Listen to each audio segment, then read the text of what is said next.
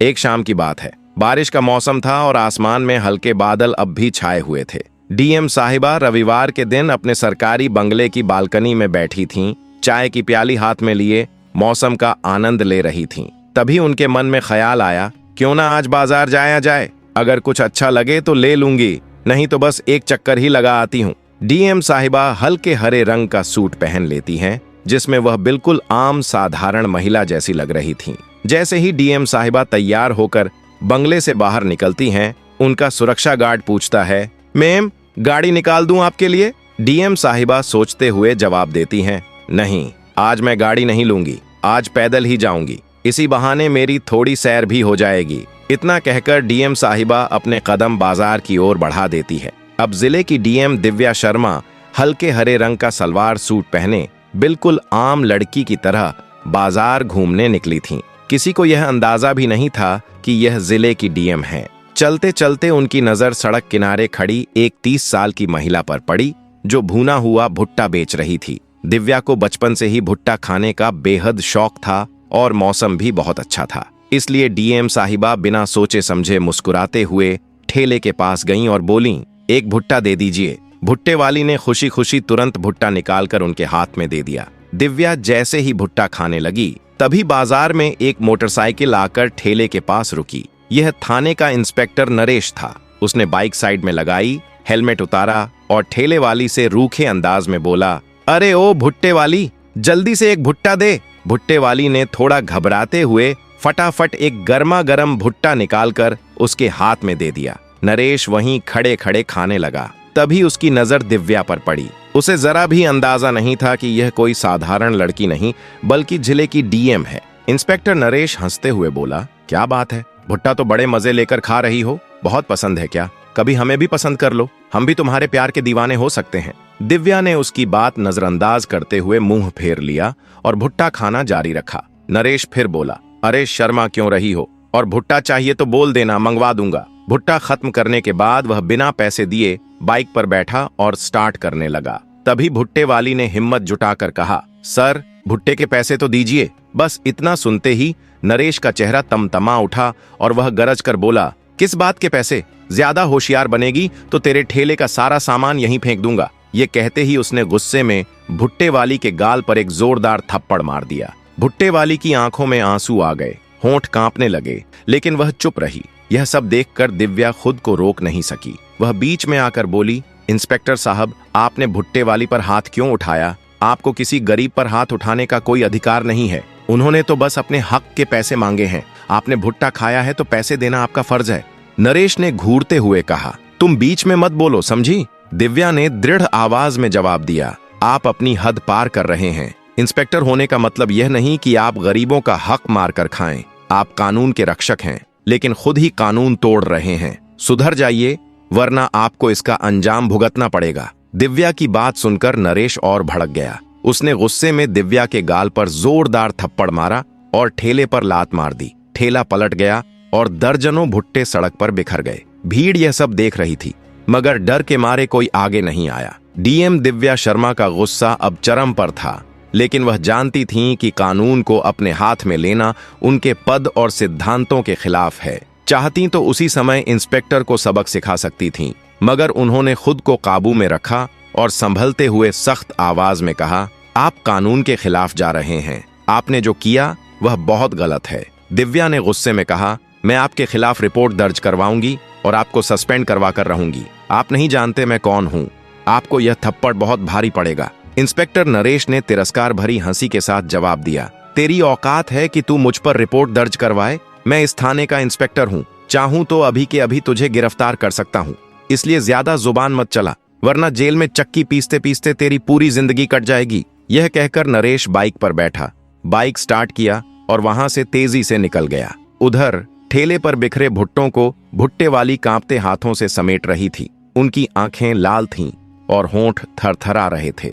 उन्होंने दिव्या की ओर देखकर कहा, तुमने यह क्यों किया? तुम्हारी वजह से उस इंस्पेक्टर ने तुम्हें भी मारा। वह बहुत दबंग है, कई दिनों से ऐसे ही मेरे पास आता है, भुट्टा खाता है और पैसे नहीं देता। हम दिन भर मेहनत करते हैं, तभी घर का चूल्हा जलता है। अगर पैसे नहीं मिलेंगे तो हम खाएंगे क्या? दिव्या ने उनकी आंखों में देखते हुए दृढ़ स्वर में भुट्टे वाली को कहा, आपके साथ जो हुआ वह बहुत गलत है और मैं इसका बदला लेकर रहूंगी। मैं उस इंस्पेक्टर को सस्पेंड करवाऊंगी, चाहे कुछ भी हो जाए। भुट्टे वाली ने धीरे से सिर हिलाया और बोली, नहीं, तुम रहने दो, तुम कुछ मत करना। वह थाने का इंस्पेक्टर है, उसके खिलाफ जो भी जाता है वह उल्टा उसी पर केस डाल देता है। तुम घर चली जाओ। दिव्या ने गहरी सांस लेकर भुट्टे वाली को जवाब दिया, मैं घर तो जा रही हूँ, लेकिन इसका मतलब यह नहीं कि वह इंस्पेक्टर बच जाएगा। उसे पता भी नहीं कि मैं कौन हूँ, और जब पता चलेगा तब तक बहुत देर हो चुकी होगी। घर पहुंचकर दिव्या कुछ देर तक सोचती रही। तभी अचानक उनके मन में एक विचार आया, अगर इंस्पेक्टर ऐसा है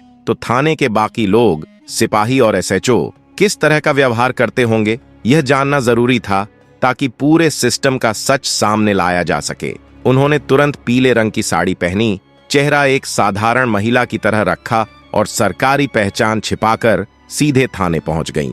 वहां मौजूद सिपाही और अधिकारी नहीं जानते थे कि यह कोई आम महिला नहीं बल्कि जिले की डीएम है। थाने में कदम रखते ही उनकी नजर अंदर बैठे एसएचओ राकेश वर्मा पर पड़ी। दिव्या सीधे उनके पास गईं और दृढ़ स्वर में बोली, इंस्पेक्टर नरेश कहाँ हैं? मुझे उनके खिलाफ रिपोर्ट दर्ज करानी है। उन्होंने सड़क पर भुट्टा बेचने वाली एक महिला पर अत्याचार किया, उसका ठेला पलट दिया और पैसे भी नहीं दिए। जब मैंने विरोध किया तो मुझे भी थप्पड़ मारा और गंदी बातें कहीं। जो उन्होंने किया वह कानून के खिलाफ है, इसलिए मैं यहाँ शिकायत लिखवाने आई हूँ। आप तुरंत कार्रवाई कीजिए। राकेश वर्मा कुर्सी से उठते हुए सख्त लहजे में बोले, तुम क्या कह रही हो? मैं अपने इंस्पेक्टर के खिलाफ रिपोर्ट दर्ज करूं? वह इस थाने का इंस्पेक्टर है और उसने कोई बड़ा गुनाह नहीं किया है। अगर उसने एक भुट्टा खा ली और पैसे नहीं दिए तो क्या हुआ? 20 रुपए की चीज है, इस पर इतना बवाल मचाने की क्या जरूरत है? जाओ यहाँ से, वरना धक्के मारकर निकाल दूंगा। दिव्या ने शांत लेकिन दृढ़ स्वर में जवाब दिया, देखिए सर, आपको रिपोर्ट लिखनी ही पड़ेगी। मुझे कानून मत सिखाइए। कानून कहता है कि किसी पर भी हाथ उठाना और उसकी रोजी रोटी पर लात मारना अपराध है। आपने अगर कार्रवाई नहीं की तो मैं आप पर भी कार्रवाई करवाऊंगी। राकेश वर्मा यह सुनकर तिलमिला उठा। क्या कहा तुमने? तुम मेरे ऊपर कार्रवाई करोगी? तुम्हारी इतनी औकात है? उसकी आंखों में गुस्से की लाली थी। मेज पर जोर से हाथ मारते हुए वह गर्जा, मैं इस थाने का एसएचओ हूँ, चाहूं तो अभी के अभी तुम्हें अंदर डाल सकता हूँ, इसलिए मुझे गुस्सा मत दिलाओ। चुपचाप यहाँ से निकल जाओ, वरना अंजाम बहुत बुरा होगा, समझी? एसएचओ का यह बर्ताव देखकर दिव्या अब पूरी तरह समझ चुकी थी कि इन दोनों अफसरों को सस्पेंड करना बेहद जरूरी है। वह दरवाजे की तरफ बढ़ीं, लेकिन जाते जाते एकदम ठहर गईं। फिर पलटकर ठंडी और सख्त आवाज में बोली, आप लोग जानते नहीं कि मैं आपके साथ क्या कर सकती हूँ। मैं आप दोनों को सस्पेंड करवा कर रहूंगी, और याद रखिए, मेरी बात को हल्के में मत लेना। इतना कहकर दिव्या थाने से बाहर निकल गईं। थाने में मौजूद सिपाही और एसएचओ राकेश वर्मा एक दूसरे का चेहरा देखने लगे, जैसे उनके होश उड़ गए हों। राकेश के मन में हल्का सा शक भी आया, आखिर यह औरत है कौन? जिस अंदाज में बात कर रही थी, कहीं कोई बड़ी हस्ती तो नहीं? लेकिन अगले ही पल उसने खुद से कहा, अरे छोड़ो, आजकल की लड़कियां बस अकड़ में रहती हैं, और उसने बात को टाल दिया।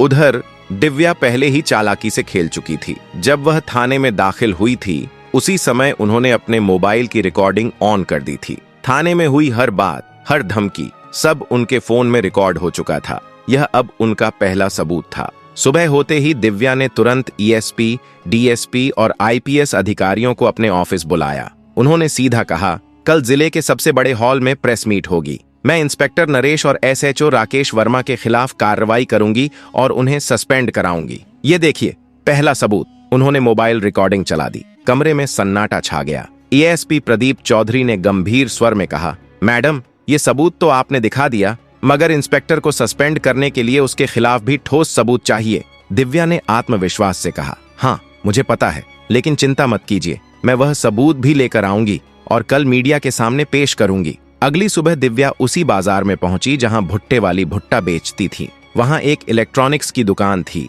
जिसके बाहर सीसीटीवी कैमरा लगा हुआ था। दिव्या ने दुकान मालिक से बात की और उस दिन की फुटेज चेक करने को कहा, और हाँ, कैमरे में सब कैद था। इंस्पेक्टर नरेश का भुट्टे वाली से बदतमीजी करना, उसे थप्पड़ मारना, ठेले पर लात मारना और फिर गुस्से में दिव्या को भी थप्पड़ मारना, और भीड़ का सन्नाटा। दिव्या ने वह फुटेज अपने मोबाइल में सेव कर ली और सीधे ऑफिस लौट आई। प्रेस मीटिंग का समय हो चुका था। जिले के सबसे बड़े हॉल के बाहर मीडिया की गाड़ियां लाइन से खड़ी थीं। अंदर बड़े बड़े नेता, पत्रकार और पुलिस अफसर मौजूद थे। सबके चेहरों पर एक ही सवाल था, आज आखिर क्या होने वाला है। तभी हॉल का माहौल शांत हो गया। स्टेज पर डीएम दिव्या शर्मा माइक के पास पहुंची। उनकी नजर पूरे हॉल पर घूमी और फिर उन्होंने गहरी आवाज में कहा, आज मैं यहाँ एक सच्चाई उजागर करने आई हूँ और दो ऐसे अफसरों का चेहरा बेनकाब करने आई हूँ जो कानून के रक्षक बनकर कानून का मजाक उड़ा रहे हैं। हॉल में कैमरों के फ्लैश चमके। दिव्या ने आगे कहा, हम सब मानते हैं कि पुलिस जनता की रक्षा के लिए है, लेकिन जब यही पुलिस जनता को डराने लगे, उनके अधिकार छीनने लगे, तो यह न केवल शर्म की बात है बल्कि अपराध है। मैं आज आपको ऐसे ही दो अधिकारियों के कारनामे दिखाने जा रही हूँ। दिव्या ने अपने पीछे लगे बड़े स्क्रीन की तरफ इशारा किया। एक टेक्नीशियन ने लैपटॉप से वीडियो कनेक्ट किया। वीडियो शुरू होते ही हॉल में सन्नाटा छा गया। रिकॉर्डिंग में थाने के अंदर की बातचीत सुनाई दे रही थी। एसएचओ राकेश वर्मा का अहंकारी स्वर गूंजा, मैं अपने इंस्पेक्टर के खिलाफ रिपोर्ट दर्ज करूं? तुझमें इतनी औकात है?